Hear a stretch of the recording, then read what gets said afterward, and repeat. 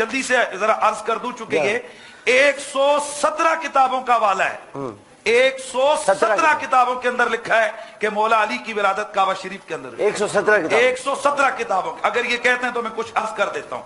ये शेख इस्लाम के मसले जमहूरियत से हल नहीं होते हैं, किताबें जमहूर उलमा के। और डॉक्टर साहब एक बात है, ये बात फजीलत में तारीखी बात, इसको रिवायत करने वाला है, जब वो ज़ईफ कह रहा है, मैं कह रहा हूँ इमाम इब्ने हिब्बान सिक्का है, ये हदीस इसको 3 संदों से जिक्र किया इमाम तबरानी ने, और इसके हवाले से इमाम जलालुद्दीन सयूती फरमाते हैं इसकी 2 संदों पे कलाम है। तीसरी सनद के सारे रावी सही के रावी हैं सिवाय इब्राहिम बिन हसन के, और वो भी सिक्का है। इमाम इब्ने हिब्बान ने उसको सिक्का करार दिया, और जो दूसरी सनद हजरत अबू हुरैरा रज़ियल्लाहु तआला अन्हु के वास्ते से। इतनी दीदा दलेरी कि करोड़ों मुसलमानों के होते हुए एक बंदा कहे कि मोहम्मद मुर्दा है, ला हौला वला कुव्वता इल्ला बिल्लाहिल अलीय्यिल अज़ीम। ये आप क्या, पूरी कायनात का हर मुसलमान इस जुमले ने उसको, मैं कहता हूं कि जला के रख दिया है। और यकीनन आप अगर गुस्से में आए तो आपका गुस्सा बजाए कि इतनी बड़ी बेअदबी और गुस्ताखी कि माज़अल्लाह सुम्मा माज़अल्लाह मोहम्मद मुर्दा है, मर गए, अस्तगफिरुल्लाह सुम्मा अस्तगफिरुल्लाह। ये आजकल मीडिया वालों ने बात उठाई। पहली बात यह है कि खाना काबा में पैदाश होना, क्या इसकी कोई फजीलत है? पहले तुझे समझो, खाना काबा के अंदर विलादत का होना, क्या इसकी कोई फजीलत है? तवज्जो है, इन जाहिल लोगों को यह भी नहीं पता।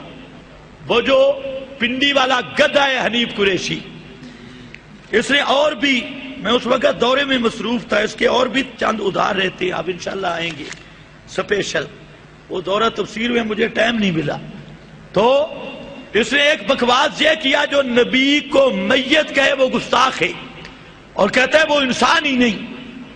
अब ये हनीफ कुरैशी का ये बकवास 14 सदियों में अगर यही बात मानी जाए, जो नबी को मैयत कहे वो इंसान ही नहीं, तो हनीफ कुरैशी नहीं बल्कि अबू जाल कुरैशी का ये बकवास से 14 सदियों में एक भी मुसलमान नहीं साबित होगा। सबसे पहले नबी पर मैयत का इतलाक कुरान ने किया, इन्ना का मैयतुम व इन्नहुम मैयतून। हर मुसलमान का कुरान पे ईमान है या नहीं? अब उस गधे ने क्या कहा, जो पैगंबर को मैयत कहे वो इंसान ही नहीं। इसका मतलब है जो कुरान पढ़ता है वो इंसान ही नहीं, और इंसान सिर्फ ये मुमताज कादरी जैसे मुशरिक उसकी फीसें जमा करके, जिसका अभी तक नसब भी साबित नहीं हुआ, ये अबू जाल कुरैशी शैतान, सिर्फ ये इंसान आ गया। फिर इस आयत को पढ़ के अबू बकर सिद्दीक ने तिब्ता हय्यम व मैयता, पैगंबर को मैयत कहा। हजरत अली ने पैगंबर को मैयत कहा। इब्ने माजा उठा, फरमाती है मैंने गुस्ल दिया और मैंने पैगंबर करीम के वजूद अक़दस को देखा, और मैंने कहा तिब्ता हय्यम व मैयता। हजरत अली मैयत कहती है, हजरत अब्दुल्लाह इब्ने अब्बास मैयत कहती है, हजरत आयशा सिद्दीका लफ्ज मैयत का कहती है। मुस्नद अहमद में 500 सहाबी ऐसा है जो पैगंबर को मैयत कह रहा है और मैयत का लफ्ज बोल रहा है। अगर ये अबू जाल कुरैशी ये बोल टीवी पे जो बकवास किया कि नबी को मैयत कहने वाला वो इंसान ही नहीं, ये 500 सहाबा पर बराह रास्त फतवा। और जब हजरत सिद्दीक ने ये आयत पढ़ी थी, इन्ना का मैयतुन व इन्नहुम मैयतून, इस आयत को सहाबा सुनकर हर एक की जुबान पर मदीने की गलियों में ये आयत थी, ये बुखारी में मौजूद है। तो इस खिंजीर ने सब सहाबा पे फतवा दिया, हत्ता के अहमद रजा खान फतावा रिजविया में लिख गए अमवातुन गैरो अहया। इसका माना करते हुए अहमद रजा खान ने लिखा इस आयत में नबी भी दाखिल हैं, हजरत उज़ैर का नाम लिखा अमवातुन गैरो अहया। तो इस हनीफ कुरैशी के फतवे के मुताबिक अहमद रजा सबसे बड़ा کافر اور سب سے بڑا مرتد اور زندیق ہے۔ اگر حنیف قریشی کا فتویٰ سچا تو انبیاء کو مردہ کہہ کر احمد رضا سب سے پہلا دنیا کا اول نمبر اور غٹ کافر دے۔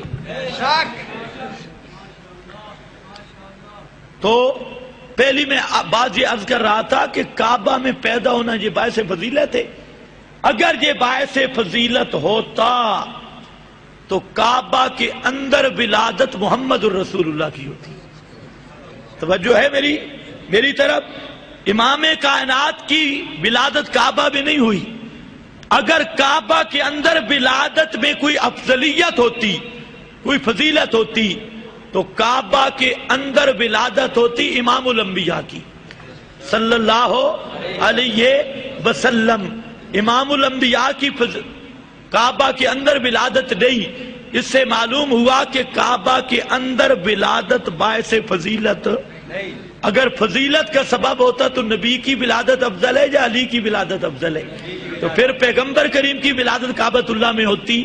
ایک بات۔ نمبر دو، کچھ عقل و فطرت کا بھی تقاضا ہے کہ حضرت علی کی والدہ ماجدہ وہ جب درد ذیل شروع ہوا اور ولادت کا وقت آیا تو وہ کعبے میں آ گئی۔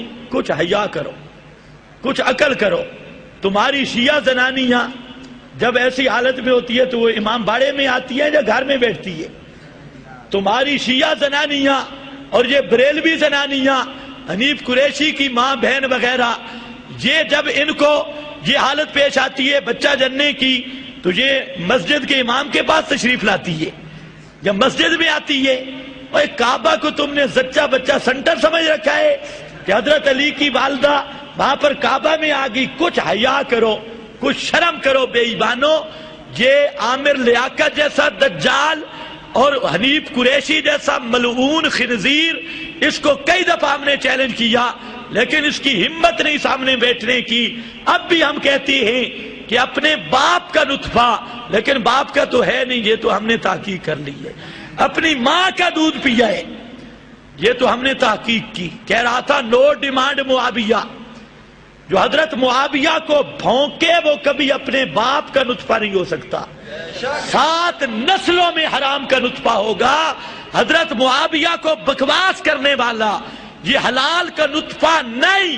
اس قریشی نے حضرت معاویہ کو بکواس کیا، اس لیے میں چیلنج سے کہتا ہوں آج اپنا تیرا خرچہ میں دوں گا، اپنا ڈی این اے کرا، اگر تو حرامی ثابت نہ ہوا تو جو سزا چور کی میری سزا ہوئی تیری ماں کی غلطی ہے اور تو حلال کا نطفہ نہیں۔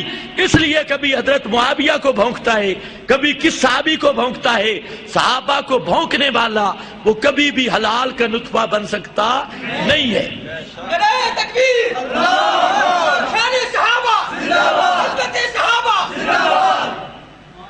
خیر بہرحال یہ تو ہماری آپس کی باتیں ہیں۔ اب ذرا توجہ کر، کعبہ کے اندر پیدا ہونا کچھ عقل کا تقاضا بھی ہے کہ حیا والی عورت ہو تو ایسی صورت میں وہ عورت اپنے گھر میں بیٹھتی ہے اور وہ مسجدوں میں نہیں آتی، کعبہ میں نہیں آتی۔ اگر حنیف قریشی کی ماں بہن یہ کرتوت نہیں کر سکتی تو حضرت علی کی پاک دامن والدہ اور باحیا والدہ، اس سے کبھی تصور نہیں کہ زچگی حالت میں بچہ پیدا ہونے والا ہو اور وہ گھر پردہ چھوڑ کے کعبہ میں آ جائیں، کبھی ایسا نہیں ہو سکتا۔ باقی جتنی روایتیں ہیں سب یہ موضوع اور ضعیف قسم کی روایتیں ہیں، اصول حدیث کے مطابق ایک بھی روایت صحیح نہیں ہے۔